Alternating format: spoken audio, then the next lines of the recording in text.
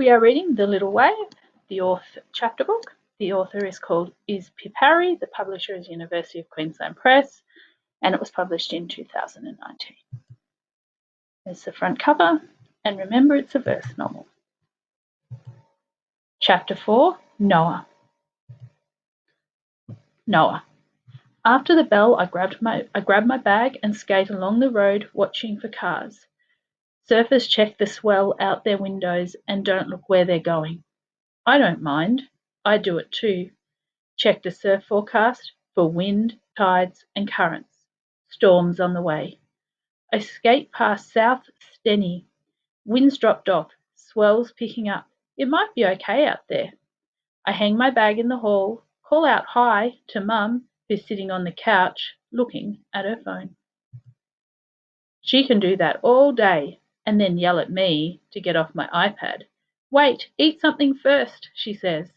She goes to the kitchen and makes me a pikelet sandwich with jam and butter, still looking down at her screen. Mum, why are you always on your phone? She looks up finally. Don't be cheeky, Noah, it's work. Sure, work.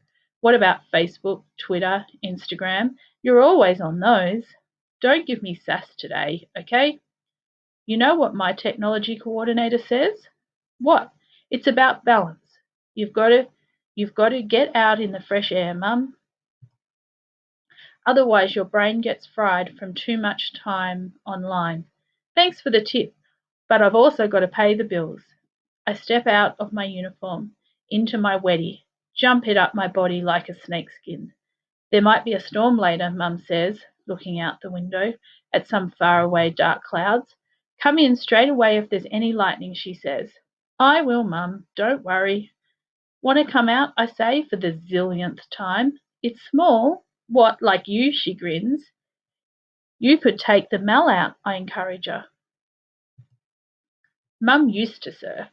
I've seen photos of her and Dad on trips to Bali when she had dreadlocks and he wore hippie pants. She wasn't bad at riding, for a mum. Nah, it's been too long, I've forgotten how. She looks back down at her phone. Spaghetti for dinner, paddle in by 6.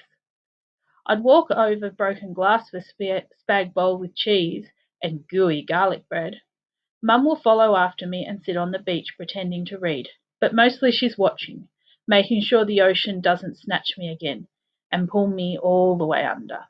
She doesn't let me surf when the water looks sharky.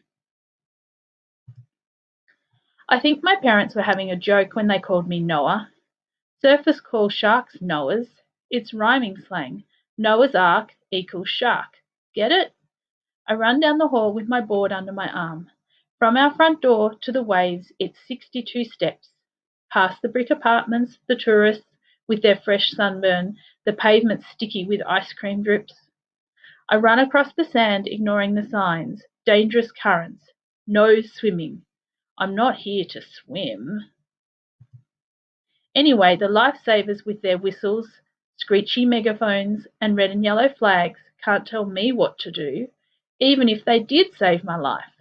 I push off into the water, my back arched, hands paddling fast. My mate Harley is already out the back. He's got all the gear and no idea. Waxed up quicksilver board, new fins, flash weddy, but he's a kook. Goes over the falls, gets cleaned up and caught inside. He fights the waves and they push him back. He doesn't realise the surf's in charge. Always has been, always will be. Being on a wave is like riding a rolling ball of energy that's travelled hundreds of k's across the ocean. You get to spend the last moments with it before it crashes into the sand and disappears. The first wave's got good shape and it's a lefty, my favourite. I go for it, but so does Harley. Both of us charging. I get there first. Take off and grip my board like I've got suckers on my feet. I crouch low, turn across the face, heading into the green room. Where there's a wave, a curling tunnel. Then Harley drops in, cutting me off. I whistle at him, but it's too late. I don't have time to bail. My board smashes into his. I tumble in the wash.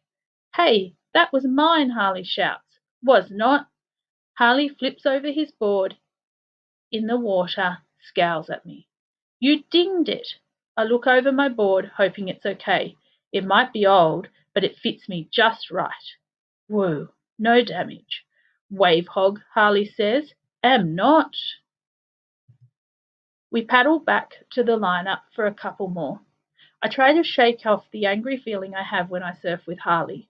I can get 15 waves before spag bowl at least, maybe 20, if Harley doesn't snake or steal any more of my waves. I'm not expecting him to grab my wetsuit collar and yank me off my board. It pulls hard at my neck and really hurts. Harley laughs as he paddles in front of me. That's for the ding and for dropping in on my wave. I head back to the beach, shaking all over, rubbing the sore spot on my neck. It'll probably become a bruise. Because of Harley, I didn't get a single wave. I'm missing the best swell of the week. On the sand, I drop down on my bottom and put my head between my legs and bawl my eyes out. Mum sits next to me. Good waves out there. Why are you coming in so soon? Everything okay? I wipe my eyes and get it together. I'm fine. I just got something in my eye. Are you sure?